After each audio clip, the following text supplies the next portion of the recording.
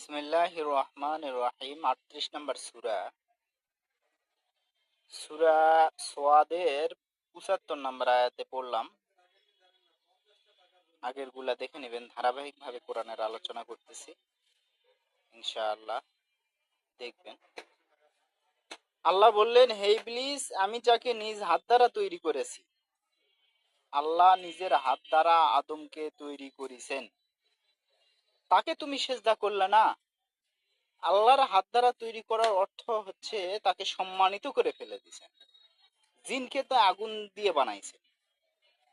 কোরআনে কোনো জায়গা কয়নি যে জিনকে আমি হাত দিয়া তৈরি করেছি, ফেরেশতাদেরকে আমি নিজ হাত দ্বারা তৈরি করেছি বলেনি।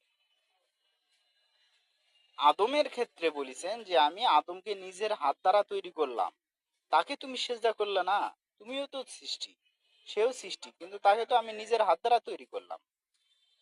ইবলিস কিন্তু বহু ইবাদত করেছে, তার মনের মধ্যে ছিল সমস্যা, সেটা প্রকাশ পাইছে। একটা মানুষের মূল সমস্যাটা কোথায় জানেন? মনের মধ্যে। ক্বালা আনা খায়রুম মিনহু খালাকাতানি মিনান নারি ওয়া খালাকাতাহু মিন তিন। ইবলিস বলল, আমি তার থেকে শ্রেষ্ঠ। আপনি আমাকে আগুন হইতে সৃষ্টি করেছেন, আর তাহাকে সৃষ্টি করেছেন কাদা হইতে। কথা তো ঠিক।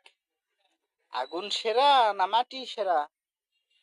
সারা পৃথিবীর আগুন সেরা। মাটি তো নিচে, মাটি তো গন্ধওয়ালা, মাটি তো দুর্গন্ধ। আগুনের কোনো দিন গন্ধ শুনেছেন? কথা তো ঠিক। এখন কথা ঠিক হোক, আপনি আল্লাহর সামনে যাইয়া আল্লাহর যখন হুকুম চলে আসিছে, আল্লাহর হুকুম অমান্য কইরা কথা ঠিক করলে হবে? আল্লাহ তো আল্লাহ, আল্লাহ তো হুকুম দিবে।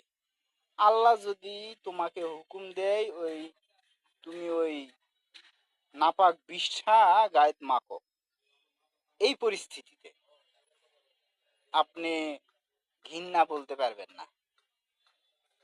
কথার কথা উদাহরণ দিচ্ছে, আল্লাহ যা হুকুম করবে তাই করতে।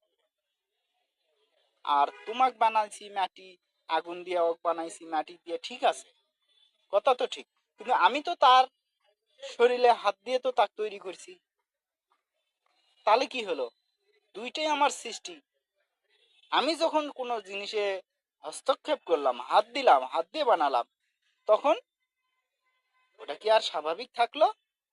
অস্বাভাবিক হয়ে গেল, মর্যাদা সম্পন্ন হয়ে গেল। আল্লাহর হাত আছে আমার শরীরে, আমার বাবার শরীরে। আল্লাহ নিজ হাত দ্বারা আমার বাবা তৈরি করেছে। হিসাব করতে পারেন? আদম, আদমের সন্তান কেন সম্মানিত না? আল্লাহ কোরআনেই বলে দিছে, আদম সন্তানকে আমি সম্মানিত করেছি। শয়তান তো এই ব্যাখ্যাটা জানেনি। সে 2 আর 2 4 এই যুগ বিয়োগ শিখছে। আমি মাটি, আমি আগুন, সে মাটি, এটা সে বুঝেছে। আপনি যেটা বুঝেছেন যুক্তি, কিন্তু যুক্তির মধ্যেও আধ্যাত্মিক ব্যাখ্যা থাকে, সেটা সে বুঝতে পারে, কারণ তার মনের মধ্যে ছিল সমস্যা। ক্বালা ফাখরুজ মিনহা ফাইন্নাকা রাজিম। তুমি এখান হইতে বাহির হইয়া যাও, নিশ্চয় তুমি বিতাড়িত। আল্লাহ বলে দিলেন, তুমি এখান থেকে বাহির হয়ে যাও। আল্লাহর হুকুম অমান্য করলে বাহির হয়ে যাও।